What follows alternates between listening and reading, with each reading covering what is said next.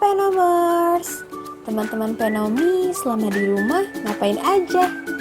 Sudah terhitung 6 bulan sejak April kita stay at home, bekerjanya dari rumah, belajarnya daring. Sudah pada rindu kegiatan di kampus bareng teman-teman kan? Selama itu juga rutinitas kita dilakukan secara berulang-ulang dan itu aja. Bosen gak sih? Ganggu juga pastinya. Tapi tetap harus produktif. Jangan cuma makan, tidur, main handphone, nge-stalk Instagram doi, jadinya halu. Coba untuk melakukan hal-hal yang bermanfaat. Yang suka masak, biasa terus mumpung banyak waktu di rumah.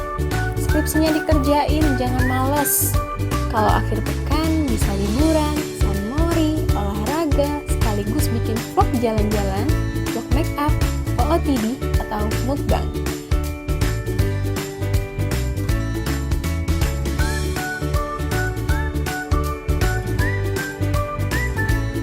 Seru juga ya kalau dilakuin sama keluarga dan teman-teman. Ada yang hobinya bikin TikTok, latihan nari, shopping, dan ciri khas anak muda zaman sekarang, jualan online. Tapi guys, meskipun diperbolehkan ketemu sama teman-teman dan keluar dari rumah, tetap harus memperhatikan protokol kesehatan ya. Hindari kerumunan, jaga jarak, pakai masker, dan rajin mencuci tangan.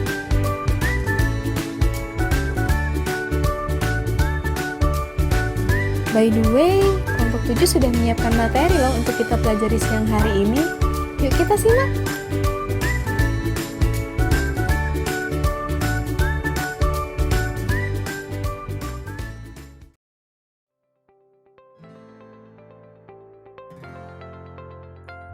Halo semua, saya Agustianingsih. Di sini ada yang tahu nggak apa itu website? Nah, di sini saya akan menjelaskan tentang website. Web merupakan kumpulan-kumpulan dokumen yang banyak tersebar di beberapa komputer server yang berada di seluruh penjuru dunia dan terhubung menjadi satu jaringan melalui jaringan yang disebut dengan internet. Nah, di sini hampir 80% layanan internet ini disebut dengan website. Nah, website itu dibagi menjadi dua. Yang pertama itu ada website menurut segi sifatnya, yang kedua itu ada website menurut segi tujuannya. Yang pertama itu ada website menurut segi sifatnya itu dibagi menjadi dua. Yang pertama itu ada website dinamis, yang kedua ada website statis. Nah, yang selanjutnya itu ada website menurut segi tujuannya, itu dibagi menjadi 4. Yang pertama itu ada personal web, yang kedua ada corporate web, yang ketiga ada portal web, yang keempat itu ada forum web. Nah, di sini teman-teman sudah tahu kan apa itu website? Jangan di-skip dulu ya teman-teman. Yuk dengerin materi selanjutnya. Halo semua, saya Atika. Sekarang teman-teman sudah tahu kan apa itu website dan pembelajaran berbasis web? Teman-teman tahu nggak sih kalau pengembangan pembelajaran berbasis internet itu ada 3 kemungkinan, yaitu web course, web centric course, dan web enhanced course. Web course yaitu penggunaan internet untuk keperluan pendidikan, di mana peserta didik dan pengajar sepenuhnya terpisah dan tidak diperlukan adanya tatap muka. Web centric course yaitu penggunaan internet yang memadukan antara belajar jarak jauh dengan tatap muka atau konvensional. Dan yang terakhir yaitu web enhanced course. Web enhanced course yaitu pemanfaatan internet untuk menunjang kualitas pembelajaran yang dilakukan di kelas. Nah, itulah tadi kemungkinan pengembangan pembelajaran berbasis web. Sekarang teman-teman sudah tahu kan? Yuk kita dengerin materi selanjutnya. Tadi kita sudah bahas tentang konsep pembelajaran berbasis web yang dibagi menjadi 3 pengembangan. Sekarang kita akan bahas mengenai fungsi pemanfaatan media web bersama saya, Devi Aprilia. Jadi, fungsi pemanfaatan media elektronik atau web dibagi menjadi 3 fungsi. Ada suplemen atau tambahan, ada komplement atau pelengkap, dan ada substitusi atau pengganti. Pada fungsi suplemen atau tambahan, menjadikan e-learning sebagai sumber belajar tambahan yang dapat memperkaya pengetahuan pelajar. Pada bagian komplement atau pelengkap, mengharuskan situs web e-learning memiliki konten yang sesuai dengan kurikulum dan kebutuhan pembelajaran. Pada bagian substitusi atau pengganti, mengharuskan situs web e-learning memiliki konten pembelajaran dan mengacu pada kurikulum, lengkap dengan metode yang terintegrasi dalam materi, dan berbagai fitur pengelolaan kegiatan pembelajaran. Gimana? Sampai sini udah tahu kan apa aja fungsi pemanfaatan media elektronik atau web dalam pembelajaran? Untuk lebih jelasnya, silahkan kalian baca pada makalah ya. Hai, saya Dewi. Tadi kalian sudah dengar kan penjelasan mengenai fungsi pemanfaatan web? Nah, sekarang kita bahas yuk mengenai manfaat pembelajaran web. Apa aja sih manfaat dari pembelajaran web? Yuk kita simak. Yang pertama, meningkatkan interaksi antar pelajar dan pengajar.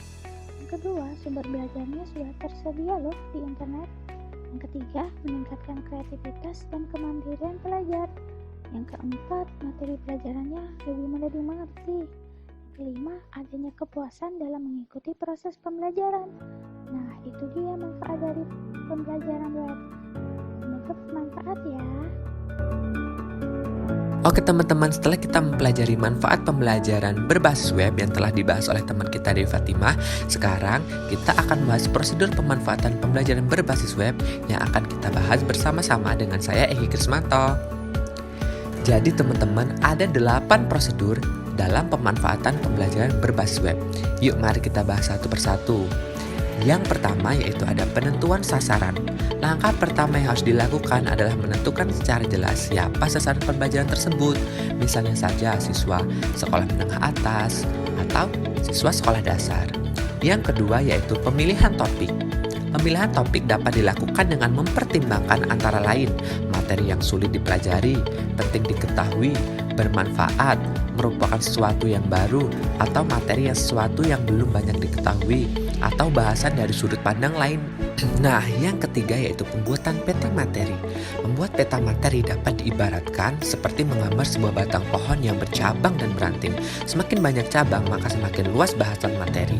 Yang keempat yaitu perumusan tujuan. Perumusan tujuan dapat kita tarik dari peta materi yang telah kita buat dan dapat dirumuskan menjadi sebuah indikator tujuan yang spesifik. Oke, itu tadi 4 tahap awal prosedur pemanfaatan pembelajaran berbasis web. Untuk 4 tahap selanjutnya akan dibahas lebih lanjut oleh teman kita Fatilawati. Halo semuanya, saya Fatilawati. Di sini saya akan melanjutkan penjelasan dari Saudara Egi. Yang mana yang kelima itu adalah penyusunan alat evaluasi. Alat evaluasi ini untuk mengetahui tujuan itu telah tercapai atau belum. Yang keenam, pengumpulan referensi digunakan untuk memberikan dukungan teoritis, data, fakta, ataupun juga pendapat. Yang ketujuh, penyusunan bahan. Oh iya teman-teman, penulisan bahan hendaklah konsisten dengan peta materi dan tujuan yang telah disusun ya. Karena secara umum struktur penulisan itu sekurang-kurangnya terdiri dari 3 bagian, yaitu pendahuluan, isi, dan penutupan. Yang terakhir adalah pelaksanaan pembelajaran, yang mana pelaksanaannya dapat dilakukan di dalam kelas maupun di luar kelas ya teman-teman. Nah, itulah penjelasan dari saya, dan selanjutnya akan disampaikan oleh Saudari Kiki. Halo, saya Kiki. Saya akan melanjutkan penjelasan dari Saudari Fatila mengenai implementasi pembelajaran berbasis web. Yang pertama, Edmodo. Edmodo, fitur utamanya adalah dukungan aktif terhadap model komunikasi dari sosial media online yang ditambahkan dengan fitur online learning material dan online evaluation.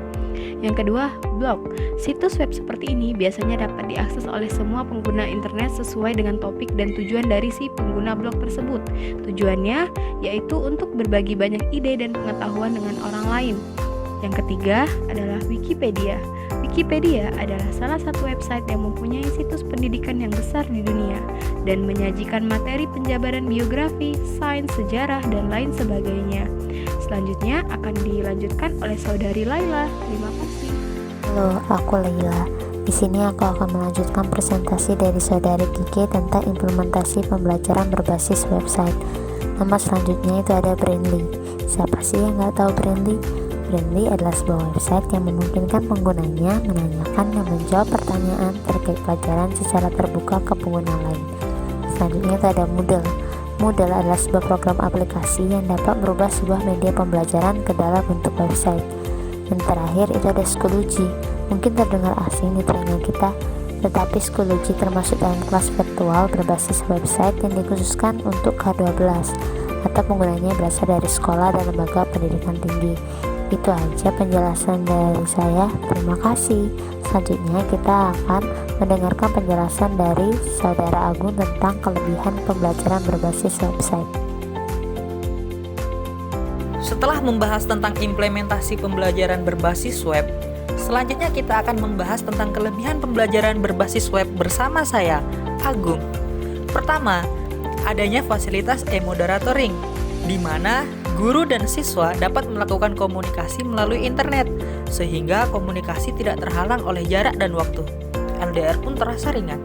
Yang kedua, guru dan siswa dapat menggunakan bahan ajar atau petunjuk belajar yang terstruktur dan terjadwal melalui internet, sehingga keduanya bisa saling menilai sampai berapa jauh bahan ajar dipelajari. Yang terakhir, siswa dapat mereview bahan ajar di mana saja atau kapan saja, karena semua bahan ajar tersedia di internet.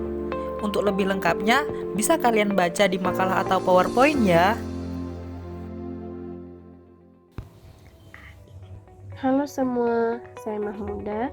Di sini kita akan membahas mengenai materi terakhir ya, yaitu tentang kekurangan pembelajaran berbasis web. Langsung saja ke kekurangan yang pertama ya, yaitu kurangnya interaksi antara pendidik dengan peserta didik. Hal ini bisa terjadi karena adanya keterbatasan ruang dalam pembelajaran berbasis web. Kekurangan yang kedua yaitu peralatan yang tidak memadai, yang bisa membuat peserta didik lebih cepat merasa bosan dan jenuh dalam proses pembelajaran. Yang ketiga yaitu bisa terjadinya penyerapan informasi yang salah, mengingat informasi yang tersedia di dalam web itu luas, dan disinilah letak dibutuhkannya panduan dalam memilih sumber informasi yang tepat. Yang keempat yaitu bisa terjadinya kegagalan dalam proses pembelajaran, bisa dipengaruhi karena faktor kurangnya penguasaan penggunaan komputer, bisa juga dipengaruhi karena kurangnya motivasi belajar peserta didik. Dan yang terakhir yaitu tidak semua tempat tersedia fasilitas internet, sehingga bisa menghambat kelancaran pembelajaran berbasis web. Oke, itulah tadi kekurangan pembelajaran berbasis web, dan semoga kalian semua paham ya. Halo, saya Triasari. Di sini saya akan menyebutkan kesimpulan dari presentasi kali ini. Jadi, kesimpulannya adalah pembelajaran berbasis web adalah proses belajar mengajar yang dilakukan dengan memanfaatkan jaringan internet, sehingga kita sering sebut itu dengan e-learning. Jadi, prosedur pemanfaatan pembelajaran berbasis web ini dimulai dari yang pertama itu penentuan sasaran, lalu dilanjutkan dengan pemilihan topik, pembuatan peta materi, perumusan tujuan, penyusunan alat evaluasi, pengumpulan referensi, penyusunan bahan, editing, upload, dan terakhir itu testing. Jadi, pembelajaran berbasis web juga memiliki kelebihan serta kekurangan dalam pelaksanaannya, seperti yang telah disampaikan oleh kawan-kawan sebelumnya.